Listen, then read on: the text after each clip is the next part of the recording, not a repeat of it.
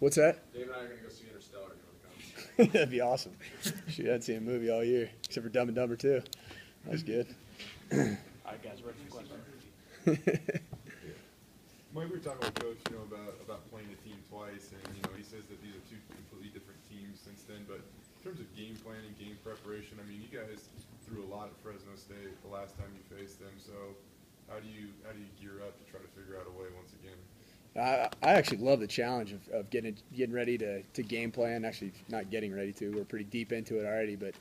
I think the biggest thing is that we're treating it just like any other week from the standpoint of just trusting our process, trusting the preparation. Now also taking into account what we did against them the first time, what was good, what wasn't good, the obvious stuff from that standpoint. But, really I think you have some more film to see how they've grown as a defense, which they clearly have statistically since we last played them. And I think we've also grown as an offense. I think that game was, when we go back and look at that tape, their defense presented quite a few problems. I mean, I watched that tape, and I didn't come away from it quite as encouraged as I thought I would. So that's a good thing. That's a good thing that we have a lot of motivation, to play better. Because quite honestly, they were right there toe to toe with us, and they got after us a little bit. To be honest, we threw some stuff at them, but they did a good job in that game. How much experience do you have maybe from Stanford or wherever else playing the team twice? Yeah, this will be my third year playing a team twice in the same season in a row. Did it at UCLA in back-to-back games with a 6-day turnaround. We actually played UCLA down in the Rose Bowl. This is a bizarre deal, but we played UCLA down at the Rose Bowl. And we had to win that game to actually win the Pac-12 North. They had already clinched the Pac-12 South because I think USC was still in their ban, their postseason ban. So UCLA had clinched the Pac-12 South, so they were playing for nothing. And then we knew that if we won, we were going to be back up in Palo Alto to play them 6 days later on a Friday night. And then we were playing that game for an opportunity to return back down to the Rose Bowl and play in the Rose Bowl game. So, and then also last year we played ASU, more like this. We played ASU kind of middle of the season, middle of the season, and then came back and played them in technically week 13. But I think the biggest thing is that, you have, I guess, having a little bit of experience. I don't know if it makes any difference for us offensively, but the thing that we've always tried to focus on is being process-oriented. Trusting our process, trying to find ways to get better in our process and improving our process week to week. Coach Harsin lays the foundation for us of saying just 2% better every week, and that's what we're trying to do this week is be 2% better in our process and be hopefully however many games we've played since Fresno be that much better than we were last time we played them. What do you put more emphasis on, the film from when you played them earlier this year, or how they've played their last couple of games and how you've played your last couple of games, or how do you kind of look at that? I think really probably a good split between the two. Go back and watch our tape, and we've watched it ad nauseum already, and watched it as a staff last night. It's been really good for us to talk through the issues that we had and the issues that they presented to us, and then also see some of the issues that they presented to other defense. I mean, what they did in Nevada, up there in Reno was pretty impressive. That was a great defensive performance against what I consider to be one of the best offenses and most balanced offenses in the conference. So, we got a great challenge ahead of us. At Stanford, you had a chance to be the road team and the home team for the Correct. Pac-12 championship. So, how do those two experiences differ, and how much of an advantage is it to be able to host this thing? I think it's an advantage, but we played a lot better on the road. We got after Arizona State pretty good in Tempe, and they had an unbelievable crowd. And the Stanford one was kind of interesting because the weather was terrible for there, so it was about 62 degrees instead of 77. But there's some rain, there was a little mist out there. But so we didn't quite have the crowd support, and it was a battle against UCLA 6 days later. I mean, it was a close game, came down to the last possession. So. Obviously you love hosting a game. I think the biggest thing for us is we wanted to host this game because we love the senior class. We love what they've accomplished this year. And, that was kind of a rallying cry for us, during the senior day week was for us to give those seniors another opportunity to play in the best college atmosphere. And USA Today says it's the best field in college football, so we want to get back on it. How do you balance, you look at that game and you say, well, this worked really well, and this worked really well, and this worked really well, but they're probably looking at it and saying, we got to stop that, we got to stop that. How do you kind of balance those things? Well, I mean, it's very similar to game planning in general because a lot of times, that we've played the gauntlet of defenses that just give you a whole heck of a lot. And really, they're all these defenses that I'm talking about really based out of a 3-4. And so they're multiple fronts, they're multiple pressure, they're multiple coverages. And so we've seen a lot of those in a row. I mean, you look at really starting from Fresno to BYU. Then we get New Mexico runs that stuff. Obviously, Air Force had run it before we played them. San Diego State, and last week Utah State. So we've seen the gauntlet, and a lot of those defenses, none of them are the same, but all of them have similarities. So you almost treat each game plan very similarly in the sense that that they're going to be studying what's good, like you said, and they're going to be studying what's good against maybe that front or against that coverage or what their answer is for that pressure. And then, we try to, have our answers that we know where we're going to get to, but also have counters off of that. You got off to a marvelous start offensively, but then Utah State started to blitz, slowed you down a little bit. Do you expect to see more of that this weekend? Yeah, when we go back to the tape, they blitzed the heck out of us early, too. They blitzed us. What was the difference? I think we're up 34-7, and I think obviously we want to stay aggressive. I think I kind of looking back on it myself. I mean, I just probably should have stayed a little bit more aggressive as a play caller, but, you're up almost 4 possessions. You kind of want to get to that point where you're pounding the rock, and we were behind the chains. We had a couple, 1 or 2 yard gains on first down, and we got hit on missed, just a little small play calls there here and there that I didn't do a good job of, and it's good to get back to the film and see that you can get a lot better.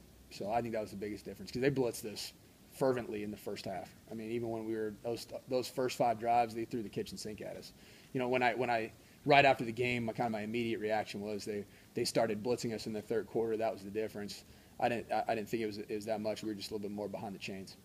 Well, it might not matter much the next 2 games, but moving forward, I mean, the backups again struggled a little bit, and with Jack, I guess how disappointing is that these guys are finally getting chances and maybe struggling a little bit? We get a little vanilla, in those situations. I mean, you're up against one of the best teams in your conference, the best defense in the conference, and you're up 50-12. I mean, you don't want to run Statue of Liberty in that situation. I mean, honestly, I mean we're trying to give those guys an opportunity to run our base plays and run them well, but they might not necessarily be the best plays designed against that that particular front or whatever it may be. But stuff that they're comfortable with, I mean that they've repped a lot, in different times of the year. But at the end of the day, we want to see guys execute, and the last thing that we need to see is a guy put the ball on the ground. And that was discouraging, especially when it leads to points, because our defense had done a phenomenal job holding Utah State, a 9-3 football club, to 12. We'd like to keep it that way. So You said after the game that Grant's better than what you'd heard from other people when you got here. What had you heard about him, and how is he maybe different than what you heard? I think more so that I wanted to get all the information firsthand, from going through spring ball with him, going through fall camp with him, sitting in the meeting room and seeing what he's like, being able to process information and being able to make decisions in the passing game and the running game. I think for me, it's not so much anybody say anything negative about him. I just think that, anytime a guy's been in a program for 3 or 4 years, sometimes the book's been written on him, and I didn't want to read the book. I wanted to discover that myself. And anything that had been said, I kind of threw out the window and said, this kid is accurate. He's tough. He's a good decision maker. He's very eager in the classroom environment, and he wants to get better in everything he does. And he takes off and runs when things aren't good. So, I mean, you're talking about what you're looking for in a quarterback. I think he exhibits a lot of those characteristics. How has he gotten better over the last 10, 12 weeks going through this season? I think he's become a more aggressive decision maker in a positive way. I mean, he's seeing stuff, he's making the right decisions, and when things aren't good, he's taking off and running. So I think that's been encouraging to see. That is just his process of going through his reads, and as a progression based passer, he's gotten a whole heck of a lot better. I think he's consistently relied on his legs, in quarterback driven run game, and also when something breaks down in the pass game. That's extended plays for us, that's extended drives for us. And then I just think his confidence in his leadership. I think the thing that's been really neat for me to see is that this offense and really this football team starting to galvanize around him, and that's what you want from that position. And I've seen that over the course of the last really 6 to 8 weeks. How much after the Air Force game, the fact that they did rally around him, that they did back him, how much has that contributed to the way that the offense has gone up in productivity a lot? Yeah, I think the whole program rallied around him, but at the same time, we we're going into that looking for his response as well. Not only did we want people to, on our team and on our offense to rally around him, but we wanted him to respond to the challenge of going out there and taking care of the football, which he's done a phenomenal job of, and he'll have to do it again against a really good Fresno State defense. So, I think that he, not only did guys rally around him, but they also rallied around the way he responded, which was a positive response. And it's been a positive sign, but like we said, we got one more big one. You said this program after the game is desperate to win conference championships. In your words, why do you guys place such great emphasis on not necessarily a bowl game, which could eventually net more money to the program or whatever, but why is it the conference championship game? Do you go out and you tell recruits this is what we're going to be playing for? In our goal that we talk about, almost every single day, our goal is to win a Mountain West Conference championship. That's the first thing we say, right? We don't say that the and a bowl game follows the Mountain West Conference championship, and so we're obsessed with it. And when you think about it, I think there's a conception, really a misconception around the program that Boise State just automatically wins conference championships every year. We've won 3 outright conference championships in the last 9 years, and we want to get that done. We want to get that done, and we want to be, the 4th team to do that in the last decade. And that's what our goal is, and we're obsessed with winning that conference championship. And the great thing is that the way that we've approached this season, in the quarterback room as a program, even dating back to the Colorado State game, we'd say it out there, at practice, it's championship week, because you're playing in the Mountain West Conference you're playing in the Mountain West Conference. Every single game is championship week, and we knew going into this year with the West Division and the Mountain Division in particular, but particularly the Mountain Division, the amount of really good teams, the coaches that are in this conference, and the quarterbacks on our side leading into the year, we knew that 0 or 1 wins would most likely have to would be the team that won the conference championship. So every single week's been championship week, and here we are in actual championship week, which you like your preparation because you've been that way the whole year. How do you feel like the script is almost kind of flipped in terms of how you guys have kind of done this in the past, where usually you guys get to the program on a number of occasions got to November undefeated, and then it might be a game there where there's a slip up. This year, there are 2 games early, but now it doesn't seem like the season's dragging at all. It seems like you've won 7 in a row, and your players are as fresh as ever, really. Yeah, I think the thing that we've done, and we got to continue to do, particularly this week, is just go into this week with a 1-0 mentality, which we've done for the last 7 weeks. And I think early on in the year, we were growing, we were finding our way, we were finding our identity, we were finding who our playmakers were on all 3 phases of the ball. And I think that we're still in the process of finding that. And we still, offensive line, those guys have really continued to gel. You watch the game tape over the last 5-6 weeks, and the growth has been exponential. And then the other thing is just I think the way that Coach Pittman, I really give a lot of credit to Coach Pittman. You look at his track record here at Boise State. I think that he does an incredible job. I lived it, for 5 years as a player here. But, just the conditioning part, the mental toughness part, what we do in the off season here is pretty unique to any place I've been around. And I think it says a lot for where we're at late in the season. Now, that's going to be tested again this week. But I do think that what we do in the offseason has a lot to do with how we finish in games and how we finish in the season. You'll play 14, 2 more, guys. Okay, you'll play 14 games this year. What is the limit, do you think, for college players? Talking about expanding the playoffs, how many games conceivably could these young guys play? That's a great question. I don't know the answer to that. I think that you could conceivably play 16 games. I really do. I know that sounds ridiculous, but I'd have to do something with the recruiting calendar. I'd literally never see my family. But I do think that where we're at right now as a team. Obviously maybe we've been fortunate with health this year, but I do think that our guys are flying around at practice. They look healthy. I think 14, 15, 16 games is doable. It's probably not doable for everybody in the country, but if you're playing for the ultimate prize, I think that would be something that'd be fun to play for. Probably the 2 best running back seasons at Boise State ever were what Jay's done this year and what Brock did in 02 with you. Mm-hmm. Wondering, you've got a front row seat for both.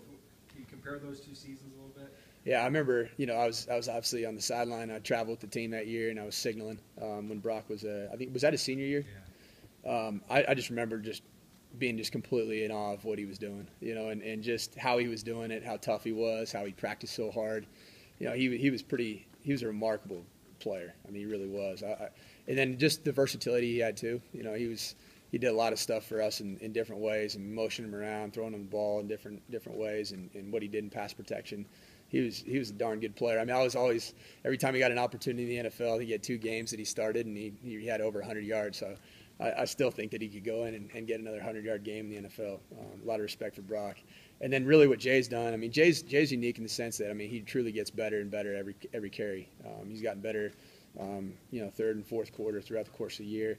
I just think that he's so durable, and he's shown his durability this year, which I didn't know necessarily going into this year. And just really proud of the way that he worked in this offseason, you know, alongside with Coach Pitt and Coach Marks to get himself physically ready for the grind.